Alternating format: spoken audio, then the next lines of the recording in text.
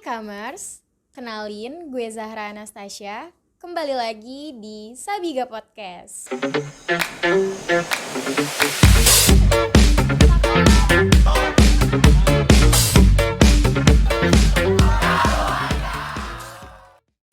Buat kalian yang belum tahu nih, apa sih Sabiga Podcast?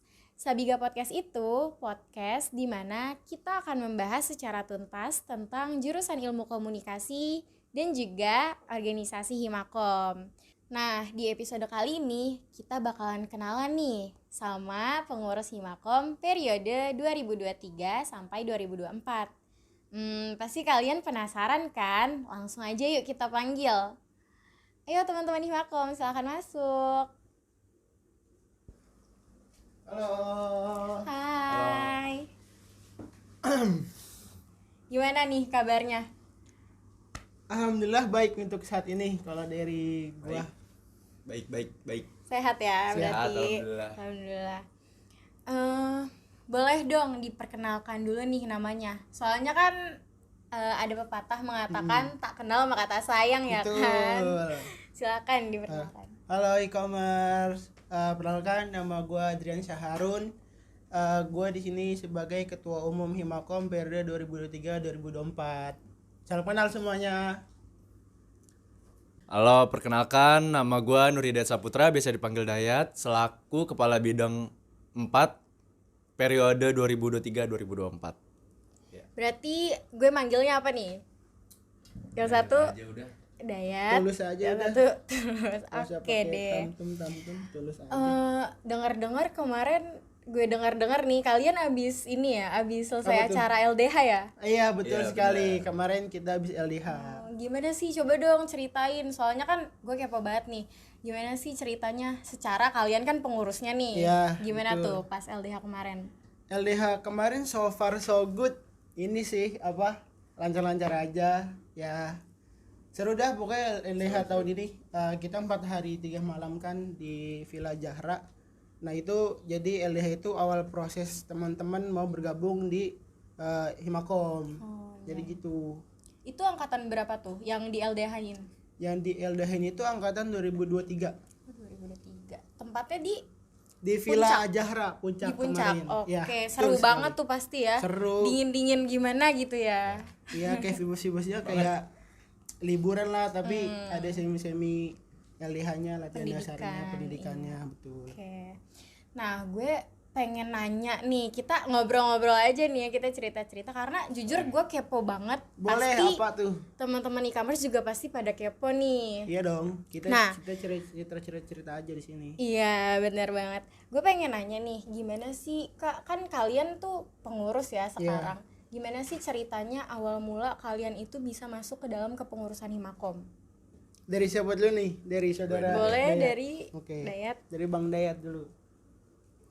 Kalau pengalaman gue di awal itu tuh sebenarnya nggak ada kepikiran buat masuk organisasi ya, buat buat nyemplung gitu kayak ikut organisasi, ngikut temen gitu, nggak ada sama sekali. Tapi setelah gue ngobrol-ngobrol sama abang-abang, waktu itu gue diajak ngobrol sih sama abang-abang seputar organisasi, jadi kayak ya menarik sih buat gue coba gitu.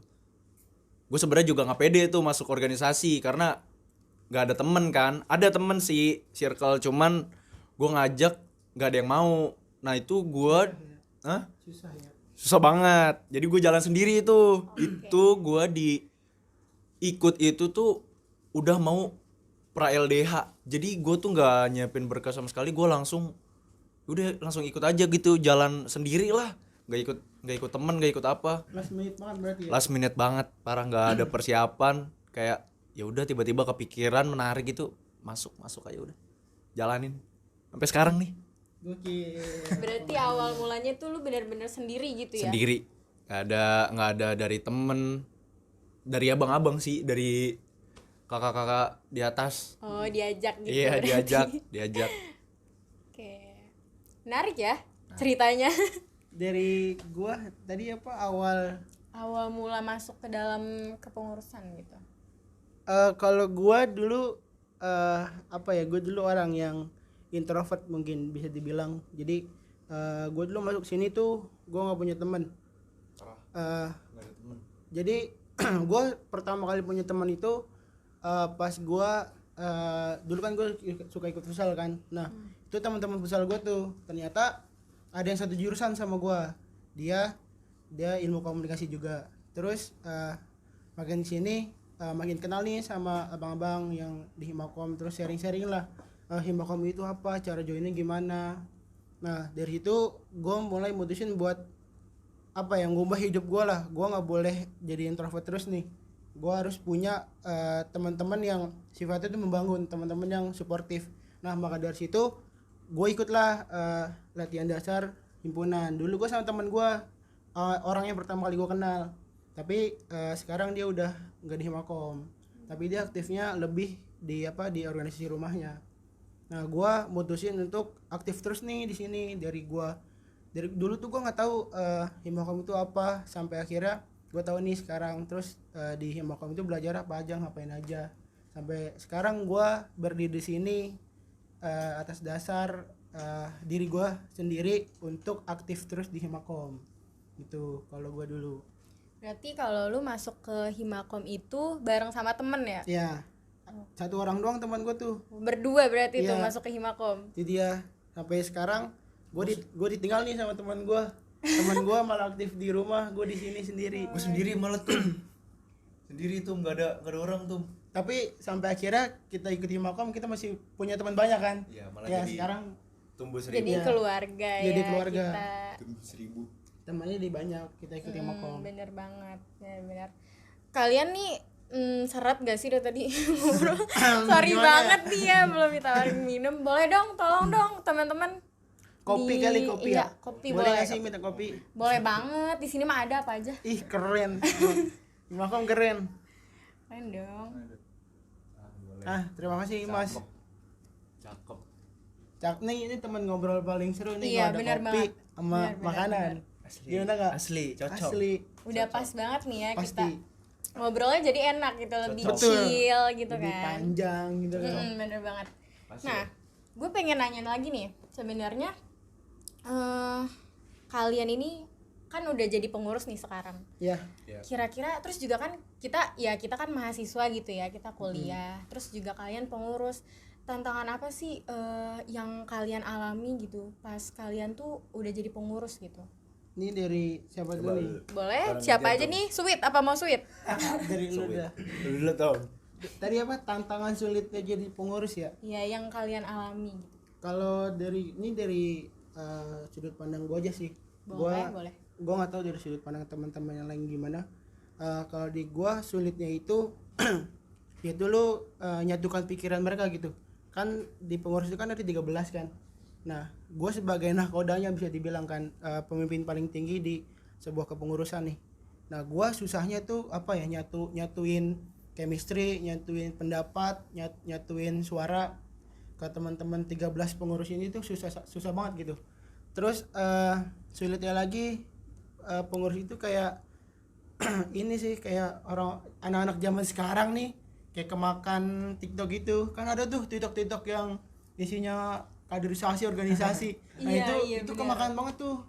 Nah, itu susahnya sih kalau pengurus, kalau dari sudut pandang gua kayak itu aja, kayak masih pada susah nurunin egonya masing-masing, susah kontrol diri masing-masing. Nah, gue sebagai pemimpinnya, sebagai ketua umumnya, gimana caranya gue harus bisa kontrol mereka semua gitu demi satu tujuan, satu suara kayak gitu. Kalau dari gue ya, mungkin dari Bang Dayat pandangannya gimana nih? Boleh? Boleh nggak sih ngopi? Ah, silakan diminum. Gue juga pengen ngopi lagi tuh. Udah ya. Ngopi lu Gua boleh udah kasih ngomong tuh. kan? Aduh. Tadi gimana struggle apa? Tantangan yang kakak hadapin gitu, yang dialamin pas jadi pengurus gitu. Pas jadi pengurus ya. Kalau jadi pengurus sih nggak terlalu nggak terlalu rumit ya. Cuman gue boleh cerita gak sih dari struggle gue dari awal? Oh, boleh banget. Ini nggak struggle sih. Ini nggak struggle banget sih. Cuman kayak yang tadi gue bilang, gue kan kesini kan datangnya sendiri ya. Iya. Kayak yang tadi Tum tulis bilang tuh, gue kayak apa ya, introvert lah, nggak bisa ngomong sama banyak orang. Terus juga nggak ada temen yang apa ya, nggak ada yang temen yang apa sih, Sefrekuensi. iya nggak ada teman yang sefrekuensi gitu, nggak ada yang bisa diajak ngobrol, jadi jalan sendiri, nekat lah, modal nekat. Itu suatu tantangan sih buat gue sih di awal banget. Terus jadi ikut-ikut panitia yang nggak tahu apa itu panitia gitu, gue nggak pernah ikut apa ya buat acara gitu, nggak pernah. Jadi itu juga termasuk tantangan sih. Kalau setelah ini jadi pengurus, tantangannya nggak terlalu rumit ya. Gue sebagai kepala bidang 4 gitu ya, paling buat konten tantangannya ya kita nyari konten bareng-bareng. Alhamdulillah juga staff-staffnya kerjanya baik gitu ya, jadi Keren berarti. iya kita kompak gitu. Paling struggle-nya cuman yang kayak ini sih, permasalahan cuaca aja. Oh, itu ya. Cuman cuaca aja, jadi lagi mau buat konten terus tahu-tahu hujan ya. Itu Sama ini sih Dai, apa yang Apa? paling struggle tuh kayak waktu. itu Tuh sulit untuk paling kalahnya sama waktu sama cuaca aja sih. Cuman ya itu masih gampang lah. Nggak, dikomunikasikan. iya alhamdulillah ya, buat diri gue sendiri semua permasalahan nggak terlalu sulit banget sih, selalu ketanganin gitu, selalu aman lah. Udah Berarti gitu aja. pas udah jadi pengurus nih ya aman-aman aja ya, lancar jaya. Aman-aman aja. Aja tinggal dijaga komunikasinya aja. Iya. Iya. Paling Emang penting, kan? komunikasi tuh pengaruh banget ya. Betul. Kita anak ilmu komunikasi masa susah buat komunikasi sih. Iya Benar nggak sih? banget, banget. Betul. Jangan sampai miskom ya nggak sih? Itu dia. Dulu sering banget tuh terjadi di kepanitiaan dari Bang Dayat bilang, dulu tuh gua nggak tahu tuh kepanitiaan divisi acara apa, humas apa, Nggak tahu apa-apa. perlengkapan apa, benar-benar pure nggak tahu tuh. Tugasnya ketua pelaksana ngapain, sekretaris pelaksana ngapain, bendahara pelaksana ngapain, itu gua nggak tahu tuh. Nah dari awal tuh gua belajar tuh, kayak gua nanya-nanya Bang, sama yang udah pernah di Himakom kan, pendahulu Himakom, kayak Bang, acara tuh ngapain sih Bang biasanya? Acara tuh kayak gini-gini, acara tuh kayak konseptor gitulah lebih tepatnya. Terus humas, terus dari semua divisi tuh gue udah cobain tuh, dari acara, terus humas, perlengkapan, konsumsi, itu gue pernah ngerasain semua. Pada akhirnya gue tahu nih, oh kayak gini ya acara lebih dalamnya, oh humas tuh kayak gini ya.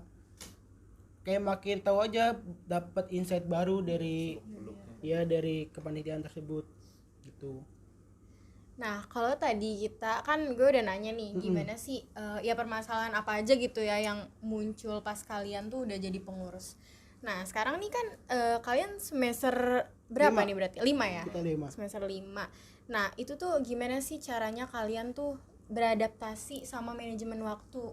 Sedangkan kan kalian waktu dari sebelum jadi pengurus sampai sekarang jadi pengurus. Nah, gimana tuh cara kalian tuh beradaptasi sama manajemen waktunya gitu? Nah, gantian Bang Dayat nih jawab. Boleh, Bang Dayat duluan.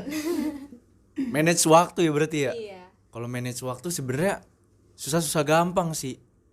Gua ngebagi waktu buat kuliah, ngebagi waktu buat organisasi, ngebagi waktu juga gua jadi apa ya, otaknya sosial media ada di Warkop, itu di Pondok Cabe. Ngebagi waktu gua yang pertama, awal-awal sih gua masih kaku ya. Gua ngebuat jadwal. Kayak gua bikin table kali gitu ya. Nggak tahu lah sebutannya apalah itu. Gua bikin table, jadi kayak gua nanti kuliah jam segini, nanti gua ada jadwal organisasi jam berapa, ntar juga gua harus ke Warkop jam berapa, yang kayak gitu-gitu sih. Oh, Cuman jadi lu bikin jadwal sendiri konsep gitu ya? jadi kayak gue bikin konsep iya, sendiri. iya. Terus kayak makin kesini ya udah gue tanpa konsep-konsepan kayak gitu sih, kayak ya udah langsung jalanin aja, kayak udah tahu nih nanti gue harus ngapain, diinget doang gitu jadinya. Kayak kalau orang nggak bisa manage waktu itu menurut gue kayak dia terlalu ini sih, terlalu mikirin terus jadi takut, jadi berantakan gitu, nggak ke konsep. Jadi akhir-akhir ini jadi kebiasaan aja sih, kayak udah nggak mikirin gua ngaturnya harus kayak gimana, jalanin aja udah gitu. Karena udah terbiasa juga Iya, ya, itu yang iya. udah terjadi di kehidupan kita, jadi ya udah Iya, gitu jalan nggak aja. sesusah itu sih. Gitu aja. Capek sih ada sih, cuman Ada pasti. Iya. cuman gampang lah, seru lah, malah seru sibuk kayak gini, nggak sulit. Udah dulu Gue ya. kalau dari gua ngebagi waktu ya, manage waktunya. Iya. Kalau dari gua sama tadi kayak Bang Dayat, gua buat time schedule di kalender gua di HP gua. Kayak gua harus tahu nih timeline organisasi gua di tanggal berapa aja, terus kuliah gua berapa aja, sama gua harus nyempetin waktu untuk family gua, keluarga gua. Oh iya. Nah, jadi mungkin waktunya dari weekday sampai dari Senin sampai Jumat itu pure tuh gua kuliah sama organisasi itu dibarengin. Jadi kuliah tuh kan tanggung jawab sendiri ya. Iya. Jadi lu harus bisa lah manage waktu kuliah lu. Jangan sampai lu ikut organisasi tapi kuliah lu hancur karena organisasi. Nah, Benar, itu jangan sampai tuh. Itu nggak boleh. Jadi lu organisasi seimbang, akademik lu seimbang. Gimana baik manage waktunya, yaitu tadi gue buat time schedule. Gue harus tahu nih timeline di Himakom tuh di hari apa aja, di tanggal berapa aja. Terus kuliah gue di hari apa aja, itu ada semua tuh di time schedule gue. Sabtu Minggu itu khusus gue untuk keluarga. Tapi kalau misalkan agendanya urgent di Himakom, ya gue lari ke Himakom gitu. Ya, benar banget. Berarti ya semua itu tergantung prioritas ya. Iya, kayak terjadwal, kayak tersusun aja. Ketika lu awalnya sih gua kayak capek banget pasti. Terus kayak let it flow aja sih, kayak udah berjalannya waktu nih, udah kayak ya udah jadi terbiasa lah. Sama ini sih bagi gua orang yang pokoknya lu ada satu agenda, jadi di satu hari lu ada 2 agenda. Nah itu lu orang-orang yang sebutannya gue lupa lagi. Lu satu langkah lebih maju lah, lu bisa manage waktu di satu hari itu. Di dalam satu hari itu ada 2 agenda. Nah itu lu satu langkah lebih unggul lah, lu bisa punya kapasitas diri lu segitu, keren lah maksud gue. Pokoknya itu dari gue. Oke. Nah, sesibuk apapun orang tuh ya nggak ada ya, maksudnya pasti bisa memanage waktu lah ya sebisa mungkin gitu kan. Pasti bisa sih. Bakalan nemu jalannya sendiri gimana Iya. cara dia ngatur waktu. Ketika nanti udah berjalan terus, ya lu bakal nemu. Pasti lu juga butuh waktu buat me time sama diri lu sendiri, itu pasti ada. Iya, benar. Pasti ada di jadwal tersusun di situ, pasti ada. Jangan kaku-kaku sama ragu sih, jalanin aja. Karena langkah kita udah dicatat sama Tuhan sih bagi gua gitu. Skenario terbaik udah ditulis sama Tuhan. Tinggal kita menjalaninya aja. Gitu. Bener banget. Nah, nggak kerasa nih kita udah ngobrol-ngobrol lama ya kan. Gue sampai udah tahu nih ceritanya mereka dari awal masuk Himakom sampai sekarang jadi pengurus. Nah, sebelum gue tutup nih, gue pengen banget nih kalian kasih kata-kata lah atau pesan-pesan untuk teman-teman e-commerce. Pesan ya? Langsung saja. Iya. Pesan ya? Gue duluan nih Tom. Boleh. Nggak banyak paling ya, cuman pesan-pesannya kalau ini buat e-commerce yang mau masih ragu gitu ya mau masuk organisasi. Pesan dari gua, jalanin aja, masuk aja, nggak usah ikut-ikutan temen, nggak usah nunggu-nunggu teman. Kalau mau masuk organisasi, nggak usah kayak mikirin banyak hal lah, nekat aja, nanti kalian juga bakal ngerasain sendiri manfaatnya kayak gimana, impact-nya kayak gimana. Terus juga buat yang udah terjun ke organisasi, jangan setengah-setengah, jalanin aja semaksimal mungkin. Karena ada penyesalan juga dari gue pernah ada di tahap kayak yang setengah-setengah di akademiknya, setengah-setengah di organisasinya. Jadi apa ya, kayak terbengkalai dua-duanya. Jadi kayak ya coba fokusin diri kalian aja, berorganisasi itu manfaatnya banyak. Udah sih itu aja.